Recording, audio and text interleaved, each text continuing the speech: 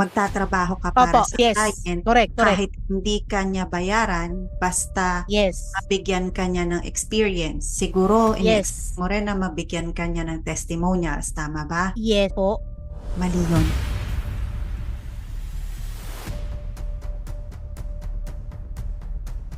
Huwag mong gagawin sa sarili mo yon. Bakit? Tama naman na gumagawa ka ng diskarte. Tama din na nag-iisip ka ng way para lang makahanap ka ng client. Tandaan natin, ang skills, walang kwenta yan kung hindi mo alam paano mo ibebenta at hahanapan ng client. So, Opo. kahit na ano pang ma-acquire mo na experience, kung hindi mo pa rin alam kung paano mo ibebenta sa susunod or hahanapan ng client yung experience mo na yun, walang mangyayari doon. Sinayang mo lang yung oras mo na nagbigay ka ng libre Opo. service doon sa tao.